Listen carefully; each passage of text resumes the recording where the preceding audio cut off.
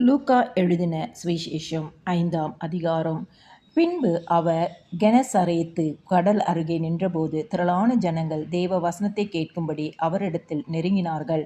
அப்பொழுது கடற்கரையிலே நின்ற 2 படவுகளைக் கண்டார். மீன் பிடிக்கிறவர்கள் அவைகளை விட்டு இறங்கி வலைகளை அலசிக் கொண்டிருந்தார்கள்.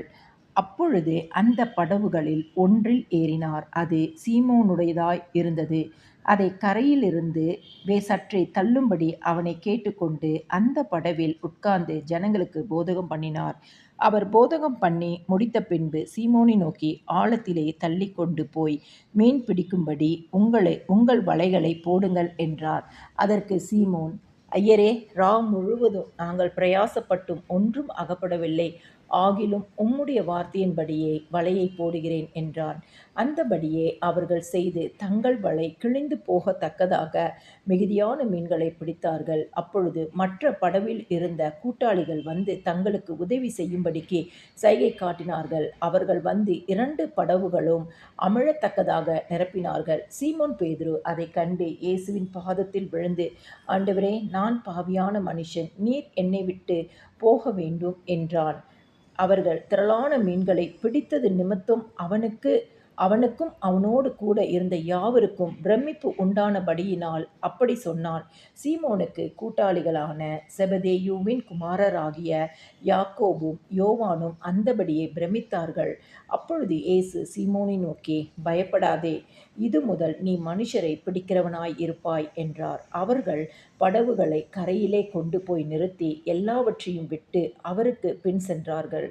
பின்பு அவர் ஒரு பட்டணத்தில் இருக்கையில் குஷ்டரோகம் நிறைந்த ஒரு மனுஷன் இயேசுவைக் கண்டு முகங்குப்புற விழுந்து, ஆண்டவரே, உமக்கு சுத்தமானால் என்னை சுத்தமாக்க உம்மாலே ஆகும் என்று அவரை வேண்டிக் கொண்டான்.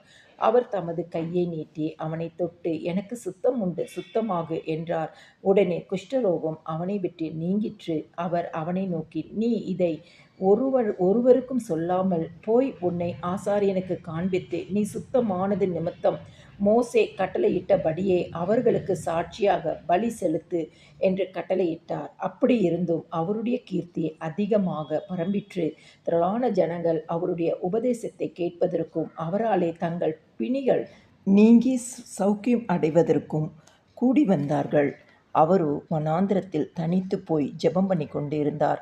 பின்பு ஒரு நாள் அவர் உபதேசித்துக் கொண்டிருக்கிறபோது கலிலேயா, யூதேயா நாடுகளில் உள்ள சகல கிராமங்களிலும் எருசலேம் நகரத்திலுமிருந்து வந்த பரிசேயரும் நியாயசாஸ்திரிகளும் உட்கார்ந்திருந்தார்கள்.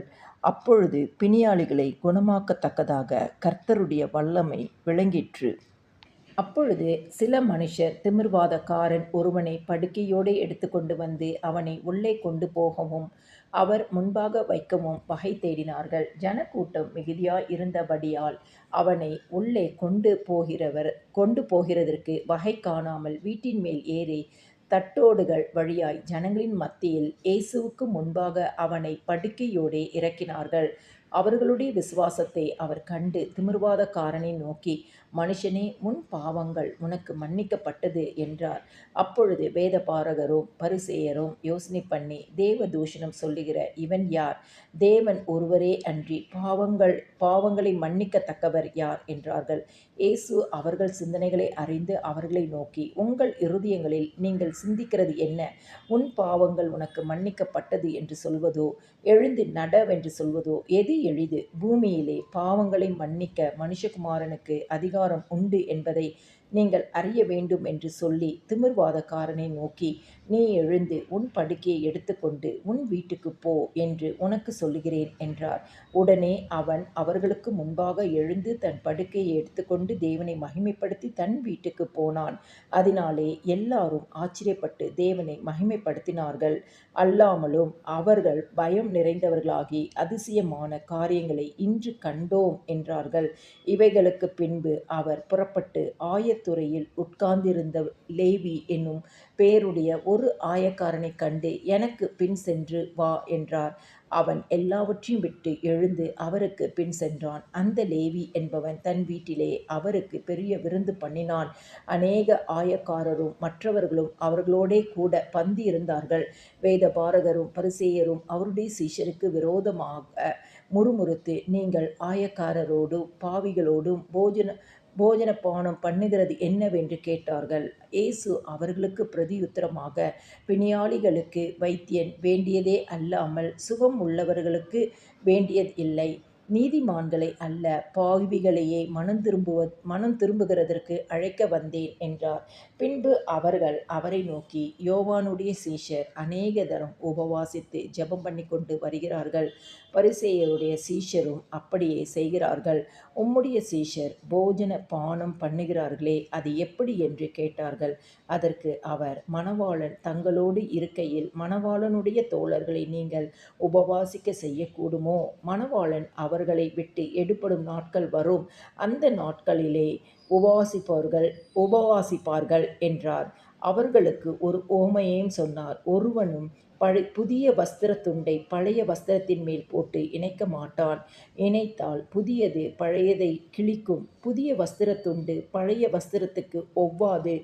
ஒருவனும் புது திராட்சைரசத்தை பழந்துருத்திகளில் வார்த்து வைக்க மாட்டான். வார்த்து வைத்தால் புது ரசம் துருத்திகளை கிழித்து போடும்.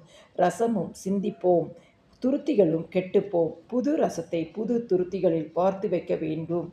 அப்பொழுது இரண்டும் பத்திரப்பட்டு இருக்கும். அன்றியும் ஒருவனும் பழைய ரசத்தை குடித்தவுடனே புது ரசத்தை விரும்ப மாட்டான். பழைய ரசமே நல்லதென்று சொல்லுவான் என்றார்.